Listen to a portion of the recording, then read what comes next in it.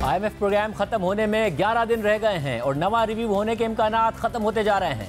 IMF के executive board ने 29 जून तक मीटिंग्स का शेड्यूल जारी कर दिया है, जिसमें पाकिस्तान शामिल नहीं है। मार्केट्स में गैर यकीनी की कैफियत है। स्टॉक मार्केट का 100 इंडेक्स आज 680 पॉइंट्स गिरकर बंद हुआ। सिर्फ 4 अरब डॉलर्स के ज़र मुबादला के ज़खायर के साथ पाकिस्तानी मईशत को लाहक खतरात बढ़ते जा रहे हैं। और द न्यूज़ में मेहताब हैदर की खबर के मुताबिक पाकिस्तान IMF डील ना होने की सूरत में दोस्त ममालिक से 3 से 4 अरब डॉलर्स के इंतजाम पर गौर कर रहा है। मगर सवाल ये उठ रहा है कि जब दोस्त ममालिक ने IMF की शराइत पूरी करने के लिए इजाफी 2 अरब डॉलर्स नहीं दिए तो IMF का प्रोग्राम ना होने की सूरत में 3 अरब डॉलर्स कैसे देंगे। जब सऊदी अरब ने भी हालिया दिनों में अपने 2 अरब डॉलर्स IMF प्रोग्राम में रहने की शर्त के साथ कमिट किए थे, मुत्तहिदा अरब अमारात ने भी 1 अरब डॉलर्स IMF प्रोग्राम में रहने की शर्त के साथ कमिट किए थे। और अगर नवा रिव्यू नहीं हुआ और IMF का प्रोग्राम खत्म हो गया तो ये 3 अरब डॉलर्स भी खतरे में पड़ जाएंगे। जबकि खबर रसा इदारे ब्लूमबर्ग के मुताबिक पाकिस्तानी बजट पर IMF एतराज़ ने किस्त ना मिलने के खदशात बढ़ा दिए हैं।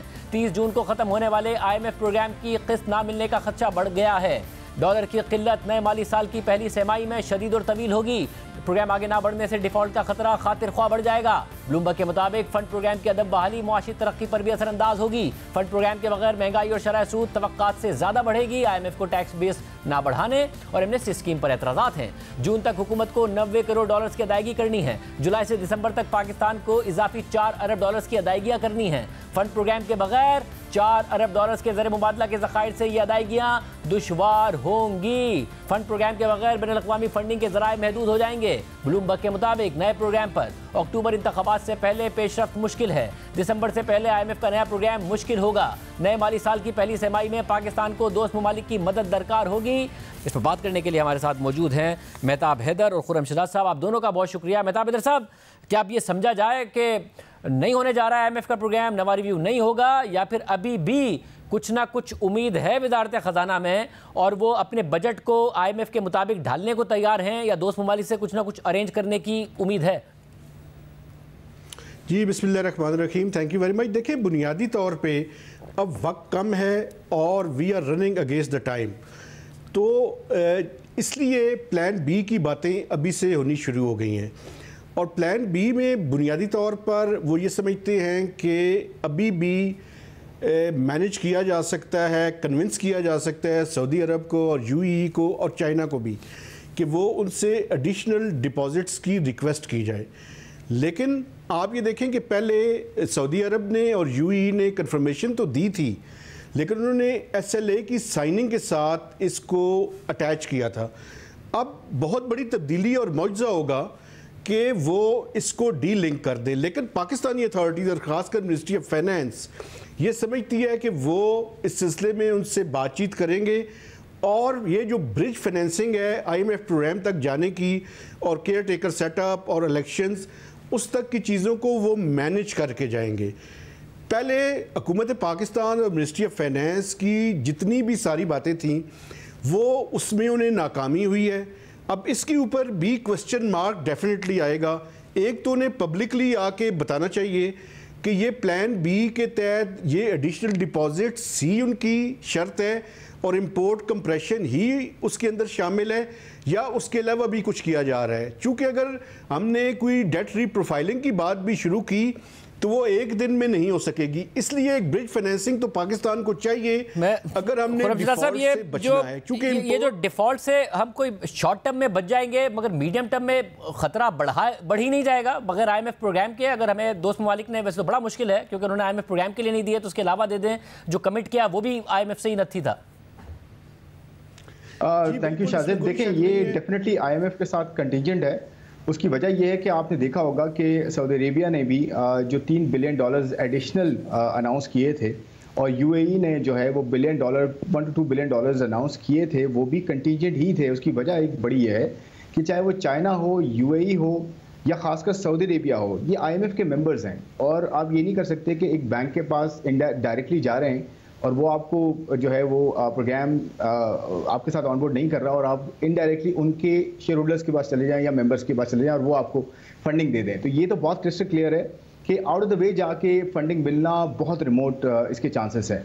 सेकेंडली, आप ये देखें कि हमारे पास जो इस वक्त रिजर्व्स मौजूद हैं उसमें $4 बिलियन हैं और अगले 6 महीनों में तकरीबन $4.7 बिलियन की अदायगी हैं। उसके अंदर अगर करंट अकाउंट डेफिसिट आपको 3.5% ग्रोथ लानी है ना शाहजेब, जो कि गवर्नमेंट ने बजटेड किया है 3.5%, उसके लिए आपको कम से कम $10 बिलियन का करंट अकाउंट डेफिसिट करना पड़ेगा, फिर जाके वो ग्रोथ आएगी। क्योंकि आपको पता है कि हमारी ग्रोथ का काफ़ी हद तक हिस्सा जो है इंपोर्ट डिपेंडेंट है। तो देखिए, या तो आपको कैट बहुत श्रिंक करना पड़ेगा, ये प्लान बी का ऐसा हो सकता है। उसकी वजह से आपके यहाँ इन्फ्लेशन, अनएम्प्लॉयमेंट और आपके यहाँ जो है इंडस्ट्रीज का स्लो डाउन मजीद होना, ये बहुत ज़्यादा होगा। उसकी वजह से टैक्सेस नीचे जाएंगे। ऑन दी अदर हैंड, अगर आप ये कहते हैं कि जी मैं IMF के पास नहीं जाता और 6 महीने सर्वाइव कर लेता हूँ, फिर IMF का नेक्स्ट प्रोग्राम जनवरी तक मुझे नहीं लगता कि एक्सपेक्टेड होगा, क्योंकि नई गवर्नमेंट आएगी, वो चार्ज संभालेगी, फिर 1-1.5 महीना और लगेगा उसमें।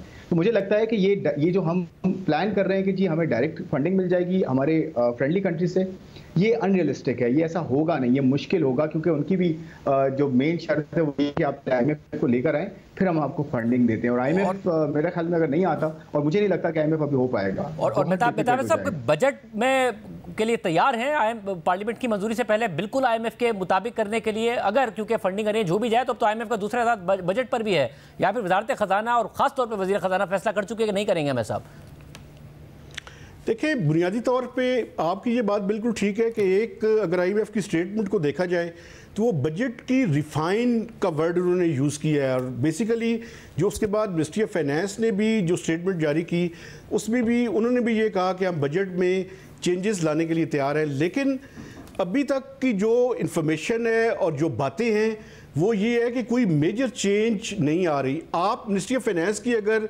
उसको देखें तो उन्होंने जो तीनों एतराज़ात उठाए थे IMF ने, उसको जस्टिफाई करने की कोशिश की है अपनी स्टेटमेंट के अंदर। वो कहते हैं कि हम जो है ब्रॉडनिंग ऑफ टैक्स बेस भी हम कर रहे हैं, ये जो एमनेस्टी स्कीम है इसको एमनेस्टी स्कीम वो करार नहीं देते। इसके अलावा वो जो टैक्स एक्सपेंडिचर्स हैं उस पर भी हुकूमत का मौक़िफ़ ये है कि हमने जो IMF के प्रोग्राम के तहत जितने काम करने थे वो कर लिए हैं। तो बुनियादी, और वो कहते हैं जी POL में जो हमने GST नहीं लगाया उसकी वजह से वो कॉस्ट एग्जेम्पशंस की बढ़ गई है। देखिए, बुनियादी तौर पर बड़ा मुश्किल लग रहा है कि हुकूमत कोई मेजर चेंजेस इतनी जल्दी में ले आए जो IMF को सेटिस्फाई कर सके। इसलिए होप्स तो सारी ख़त्म होती जा रही है। और मिनिस्ट्री ऑफ फाइनेंस के लोगों से अगर बात की जाए तो वो ये कहते हैं कि हमने तो सारे काम कर लिए हैं, अब मज़ीद क्या करवाना चाहते हैं हमसे। तो इसीलिए वो प्लान बी की बातें कर रहे हैं। और ये जो बात कर रहे थे, मैं बिल्कुल इससे इत्तेफाक करता हूँ कि ये है बड़ा मुश्किल, चूँकि IMF के साथ उन्होंने अलाइन किया हुआ था। लेकिन एक न्यूक्लियर पाकिस्तान है और वो डिफ़ॉल्ट की तरफ अगर बढ़ेगा तो ये भी अब देखना है कि ये जो फ्रेंडली कंट्रीज़ हैं क्या ये मदद को आएंगे या नहीं आएंगे। है बड़ा मुश्किल, मैं इससे इत्तेफाक करता हूँ। तो जब आप भी कह रहे हैं कि बड़ा मुश्किल है, मार्केट्स की मूवमेंट से भी लग रहा है, खासतौर से स्टॉक मार्केट की, कि मार्केट इस चीज़ को इनकॉर्पोरेट कर रही है, मगर क्या फिर इस खतरे को भी इनकॉर्पोरेट कर रही है मार्केट्स के? फिर डिफॉल्ट का खतरा होगा, या कहीं ना कहीं उन्हें इस बात की उम्मीद है कि शायद डिफॉल्ट से बचा जा सकता है? मेरे ख्याल में मार्केट्स ऑलरेडी इनकॉर्पोरेट काफ़ी हद तक कर चुकी हैं। अगर आप पाकिस्तान की मार्केट्स देखें, खासकर स्टॉक मार्केट की हम बात करें, उसमें इन्वेस्टर का एक सेंटिमेंट जो है वो बहुत अरसे से बहुत ज़्यादा जो है वो नेगेटिव है, और वो ऑलरेडी अकाउंट फॉर कर चुका है, क्योंकि 3.5 टाइम्स मल्टीपल पे हमारी मार्केट कभी आई नहीं है। तो ये लोवेस्ट मल्टीपल्स पे इस वक्त ट्रेड हो रही है। तो ऑलरेडी अकाउंट फॉर कर चुका है इन्वेस्टर के यहाँ से अगर डिफॉल्ट अल्लाह ना करे हो भी जाता है, या कोई बुरी खबर आ जाती है कि IMF के साथ प्रोग्राम नहीं होने जा रहा, तो शायद मार्केट यहाँ से मजीद नीचे ना आ जाए, थोड़ा सा इंप्रूव करना शुरू हो जाए, क्योंकि उनको एक डायरेक्शन नजर आना शुरू हो जाएगी कि अब नेक्स्ट प्रोग्राम ही होगा, ये प्रोग्राम अब खत्म हो चुका है। तो मेरे ख्याल में ऑलरेडी मार्केट्स जो है वो अकाउंट फॉर कर चुकी है। लेकिन हाँ, इंटरनेशनल मार्केट्स जो हैं वो अभी थोड़ा बहुत उनमें मेरे ख्याल में रूम बाकी है कि अगर ये अनाउंसमेंट आती है, और खासकर रेटिंग एजेंसी जब आपको ये अनाउंस करेंगी कि आप बिल्कुल डिफॉल्ट कैटेगरी में चले गए, क्योंकि ऐसे ही होता है कि ऐसा नहीं होता कि पहले आप डिफॉल्ट करते हैं फिर डिफॉल्ट कैटेगरी में रेटिंग्स अनाउंस होती हैं। पहले रेटिंग्स अनाउंस हो जाती हैं, उसके बाद फिर इन्वेस्टर जो है अपने जो है वो बॉन्ड से शिफ्ट करना शुरू होता है, और आपकी बॉन्ड की यील्ड जो है वो बहुत ज़्यादा बढ़ जाती हैं और प्राइसेस नीचे आ जाती है। तो मेरे ख्याल में ऑलरेडी काफ़ी हद तक इस चीज़ को अकाउंट फॉर कर चुका है इन्वेस्टर के कंट्री बहुत ज़्यादा नियर डिफॉल्ट है। लेकिन 6 महीने का जो सर्वाइवल है वो भी बहुत मुश्किल है शाहजेब। उसकी वजह ये कि आपको करंट अकाउंट डेफिसिट सरप्लस में लाना पड़ेगा। सरप्लस में लाने के लिए क्योंकि आपको अदायगियाँ करनी है 4.7 बिलियन डॉलर्स की, 6 महीने की मैं सिर्फ बात कर रहा हूँ। हालांकि हमारे पास पूरे साल में 25 बिलियन डॉलर की अदायगियाँ, उसमें से हाफ अगर आप रोल ओवर भी कर दें 8.7 बिलियन डॉलर बनता है गवर्नमेंट का, और 5 बिलियन डॉलर प्राइवेट सेक्टर का, उनकी भी इस्तिताअत कम हो गई है रीपे करने की। तो इन एनी केस अगर ये 3 प्रोग्राम्स 3 रिव्यूज़ भी मिल जाते हैं इस प्रोग्राम के, मुझे ये लगता है शाहजेब कि वो सर्वाइवल नहीं होगा। फिर भी आपको डेट रिस्ट्रक्चरिंग की तरफ जाना पड़ेगा, डेट प्रोफाइलिंग की तरफ जाना पड़ेगा, अपने रिफॉर्म्स करने पड़ेंगे, बहुत हार्डकोर रिफॉर्म्स करने पड़ेंगे। ये बजट में हमारे पास ये मौका है या था,